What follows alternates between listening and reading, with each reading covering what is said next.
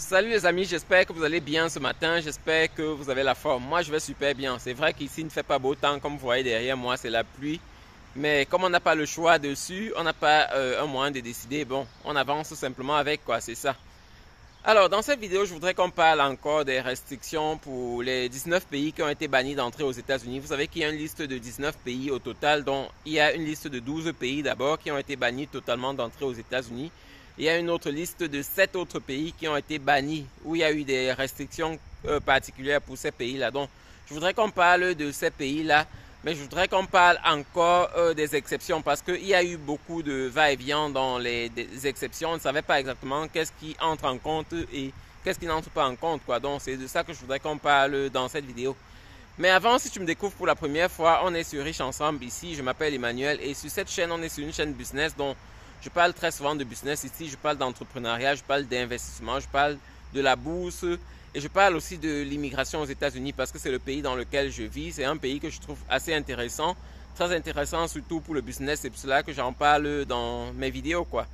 Donc c'est un peu ce que je traite sur cette chaîne. Si les sujets t'intéressent, n'hésite pas de t'abonner à cette chaîne et aussi de cliquer sur la cloche de notification pour être notifié lorsque je publie de nouvelles vidéos, quoi. Et lorsque je publie des vidéos comme celle-ci, si le contenu t'apporte quelque chose de plus, tu peux m'aider en partageant le contenu. Tu peux t'abonner à la chaîne aussi et tu peux partager avec tes amis. Tu peux partager les informations que je diffuse ici avec tes amis. Et tu ne dois pas aussi oublier de cliquer sur la cloche de notification parce que c'est très important pour être notifié lorsque je publie de nouvelles vidéos, quoi. C'est un peu ça. Alors, revenons rapidement à ces pays qui ont été disqualifiés. Pour les États-Unis. Je ne vais pas entrer dans les détails, je ne vais pas citer ces pays à nouveau parce que vous les connaissez très bien. Mais je vais plutôt aller dans les exceptions parce que jusque là, ce n'était pas très clair. Et pourquoi ce n'est pas très clair? Ce n'est pas clair parce que vous savez que l'administration actuelle est contre l'immigration. Donc, il ne donne pas les informations claires. Regardez par exemple les cas qui ont été déportés des États-Unis. Il y a eu plusieurs personnes qui ont été déportées, même les personnes qui détenaient la green card. On les déporte pourquoi? Parce qu'on sait que parmi tous ceux qu'on déporte, tout le monde ne saura pas porter plainte, quoi. Il y aura certaines personnes qui ne porteront pas plainte et qui vont simplement rester là-bas. Il y a les personnes qui savent, qui connaissent mieux leurs droits et qui vont porter plainte. Donc, l'administration n'est pas censée ignorer ça. Ils savent exactement c'est quoi les règles, mais ils ne les diffusent pas dès le départ parce qu'en les diffusant, chacun sera prêt. Par contre, si on ne les diffuse pas, ça fait qu'il y a un certain flou dans la tête et personne ne pourra porter plainte, quoi, pour rentrer dans ses droits. Donc, c'est pour cela qu'il y a jusqu'à présent, il n'y a pas eu de choses claires. Et beaucoup de personnes qui parlent maintenant des cas, plusieurs personnes ont fait des tests où ils parlent des cas, mais la plupart du temps, c'est des personnes, c'est des juristes, quoi, parce que le gouvernement actuel ne veut pas détailler toutes les exceptions, quoi, et c'est ça. Donc, alors, la première exception dont je voudrais qu'on parle, c'est pour les personnes qui ont été bannies partiellement. Donc, pour les personnes qui ont été bannies partiellement, vous savez que les personnes qui ont eu, par exemple, le visa touriste, ou bien tout autre type de visa, l'interdiction d'entrer aux États-Unis est arrivée le 9 juin exactement. Donc, c'est à partir du 9 juin que l'interdiction entre en vigueur, quoi, ou bien est entrée en vigueur. Cependant, tous ceux qui avaient déjà un visa valide, pour entrer aux États-Unis, ça peut être un visa touriste, ça peut être un visa business, ça peut être autre chose. Tous ceux qui avaient un visa, tous ceux qui avaient avant la date du 9 juin, avaient un visa valide, ils peuvent entrer aux États-Unis sans problème parce qu'ils ont obtenu leur visa avant que les restrictions n'entrent en compte, quoi. Donc ça, c'est la pression qu'il faut faire dès le départ. Ceux qui ont eu un visa avant la date du 9 juin 2025 peuvent toujours entrer aux États-Unis avec leur visa jusqu'à ce que leur visa soit épuisé. Ça, c'est la précision qu'il faut faire dès le départ, quoi. Maintenant, avec les autres personnes, on va parler aussi de la DV-Loterie parce que vous savez que les personnes de la DV-Loterie sont aussi touchées par cette loi-là. Avec la DV-Loterie, ce qui se passe, c'est que ceux qui ont eu déjà leur visa aussi avant le 9 juin 2025 peuvent entrer aux États-Unis sans problème. Ils peuvent entrer même s'ils restent encore longtemps hors des États-Unis. Ça, c'est pas un problème. Donc, si vous avez eu le visa, votre visa dans votre passeport avant le 9 juin, et que vous n'êtes pas encore entré aux États-Unis, vous pouvez toujours entrer sans aucun problème. C'est vrai que votre visa a une validité de 6 mois en général et vous allez entrer avant les 6 mois-là. Mais vous pouvez entrer sans problème parce que votre visa a été issu avant la date des restrictions. Alors donc, c'est un peu ça qu'il faut préciser. Maintenant, pour ceux qui ont déjà déposé leurs documents. Pour ceux qui ont déjà rempli la DS 260, ceux qui ont gagné la loterie et qui ont déjà rempli la DS 260, pour ceux-là aussi, il y a un espoir. Il y a un espoir parce que il y a des gens qui peuvent porter plainte. Là, ça ne marchera la plupart du temps seulement avec la plainte, quoi. Il y a des gens qui peuvent porter plainte et faire que l'administration considère aussi ces gens-là. Donc, pour ceux qui ont déjà rempli leur DS 260 avant le 9 juin 2025, c'est pas encore la fin pour vous. Restez encore alertés, et essayez de voir qu'est-ce qui peut se passer pour vous, quoi.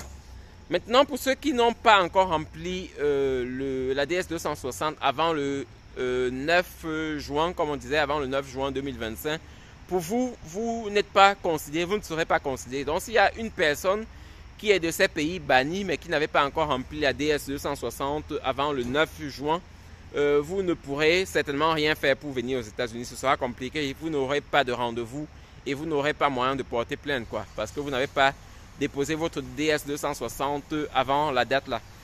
Donc ici j'interpelle aussi les personnes, je vous ai publié il y a quelques jours, ou bien je vous ai publié, je pense que c'était hier, une liste de 36 autres pays qui sont menacés de ne plus entrer aux États-Unis. Donc il y a une liste actuelle de 36 autres pays qui sont menacés de ne plus entrer aux États-Unis.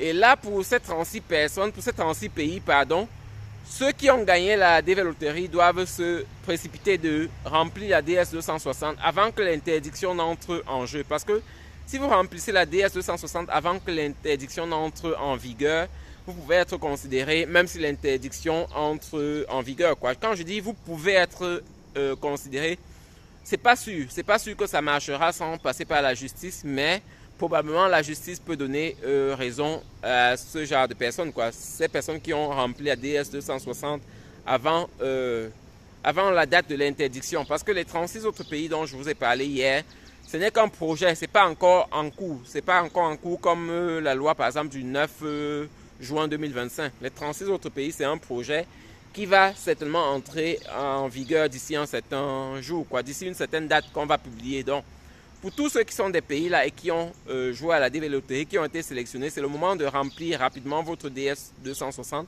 avant que la loi n'entre réellement en vigueur. Parce que si vous remplissez, comme j'ai dit, la DS 260 avant que la loi n'entre en vigueur, vous pouvez peut-être avec la justice entrer aux États-Unis sans problème. Ce que je vais rappeler aussi ici, c'est que aucune administration, aucun pays n'a l'obligation de vous donner un visa. Surtout les visas touristes. Aucune administration n'a l'obligation de vous donner un visa. Un visa touriste, un visa business, un visa études et tout ça. Aucune administration n'a l'obligation. Donc vous ne pouvez pas porter plainte pour n'avoir pas reçu le visa touriste, le visa visiteur, ainsi de suite. Cependant, pour les visas de regroupement familial, chacun a besoin d'être avec sa famille. Là, on peut porter plainte.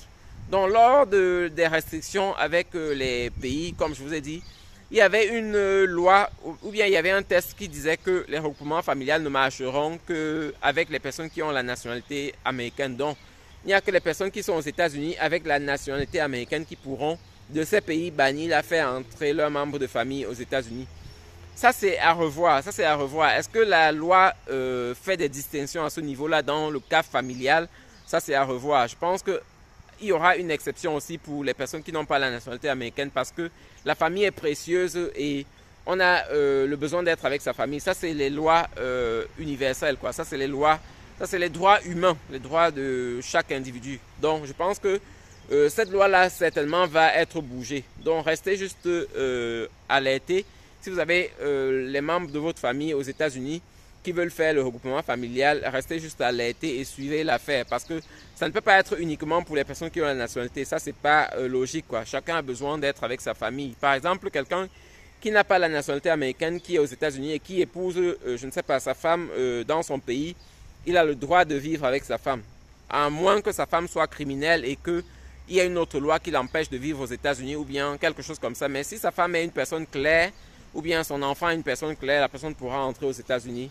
Je pense que la loi lui donnera raison ou bien les tribunaux lui donneront raison. Ça, c'est ma conviction. Donc, c'est un peu ça. Donc, ce sont les précisions dont je voulais faire ici.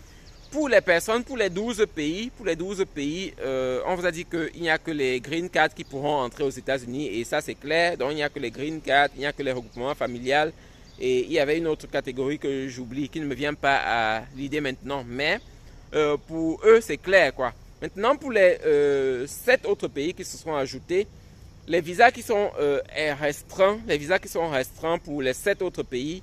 Dans la liste des 7 autres pays, les visas qui sont restreints, c'est la catégorie B1, qui est la catégorie de visa touriste. Ils ne pourront pas entrer aux États-Unis, à moins qu'ils aient eu le visa avant la date d'entrée en vigueur de la loi. Il y a le visa B2, qui est pour les gens qui font les affaires, donc pour le business. Ils pourront entrer aux États-Unis aussi s'ils ont eu le visa avant la date du 9, quoi. Il y a maintenant le visa F, il y a le visa M et il y a le visa J. Donc la catégorie F, M et la catégorie J. Je pense que la catégorie J, c'est pour les personnes qui font les programmes d'échange, quoi. Donc les échanges scolaires. Et le F et le M, je ne sais plus exactement pourquoi c'est, mais vous pouvez aller regarder. Et eux, ils n'auront plus de visa, quoi. Donc toute personne qui n'avait pas encore ce type de visa-là ne pourra plus avoir de visa. Les visas de cette catégorie. Mais les autres visas, pour les 7 autres pays-là, les autres visas sont valides, quoi. Donc les visas qui sont interdits pour les 7 pays là, c'est, je reprends, c'est le B1 qui est le tourisme, le B2 qui est le business, le F, je ne me souviens plus exactement c'est quoi, le M et le J qui est les échanges scolaires quoi. Et je pense qu'il y a les étudiants aussi dans l'une de ces catégories là. Donc eux ne pourront plus avoir les visas normalement quoi. Mais tous ceux qui avaient avant la date du 9 un visa pourront entrer librement aux États-Unis parce qu'on a dit que tous ceux qui ont un visa valide avant la date du 9 peuvent entrer aux États-Unis sans problème. Donc, ce sont ces précisions-là que je voulais faire avec vous qui sont assez importantes à mon avis. C'est très important d'avoir ces précisions-là. C'est vrai que dans les vidéos précédentes, j'ai donné des informations qui aujourd'hui ne sont plus actuelles, quoi, qui ne sont plus claires. Mais aujourd'hui, je me rattrape dans cette vidéo et je vous ai dit pourquoi ça se passe comme ça. Parce que le gouvernement ne veut pas donner les informations claires. Parce qu'on espère que les gens n'auront pas l'information claire et ne pourront pas continuer avec l'immigration, quoi. C'est un peu ça. Mais même ayant le droit d'entrer aux États-Unis ou bien ayant le droit de demander un visa, on peut vous refuser le visa pour une autre raison, quoi. Par exemple, pour les conjoints, comme je disais tout à l'heure que normalement le conjoint peut entrer aux États-Unis sans problème. On peut vous refuser le visa pour une autre raison et ce sera comme ça. Vous allez juste accepter quoi. Donc c'est un peu ça.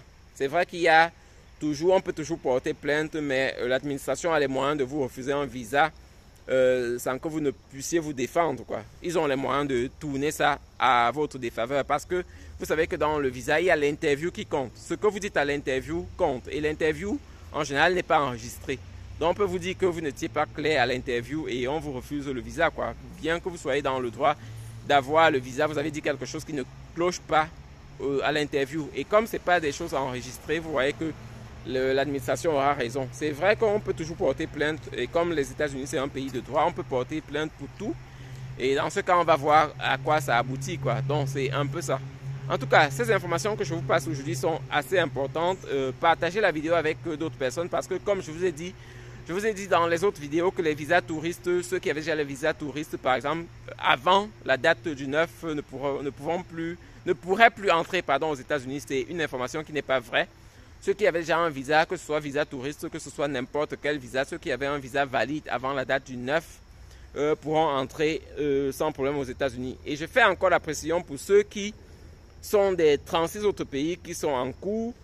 Si vous avez moyen de déposer votre DS 260, faites-le rapidement parce que ceux qui ont déposé avant la date de la nouvelle loi pourront être considérés peut-être avec un peu de chance ou bien si la justice fait quelque chose. Par contre, ceux qui n'ont pas déposé avant que la loi n'entre en vigueur, il n'y aura plus rien à faire pour vous, quoi. Donc, c'est très important. Partagez l'information avec vos amis et vos connaissances afin que personne ne soit ignorant de ces nouvelles précisions, quoi. C'est un peu ça. En tout cas, c'est ce que je voulais partager avec vous dans cette vidéo. Passez une bonne journée et on se revoit dans de nouvelles vidéos. Bye!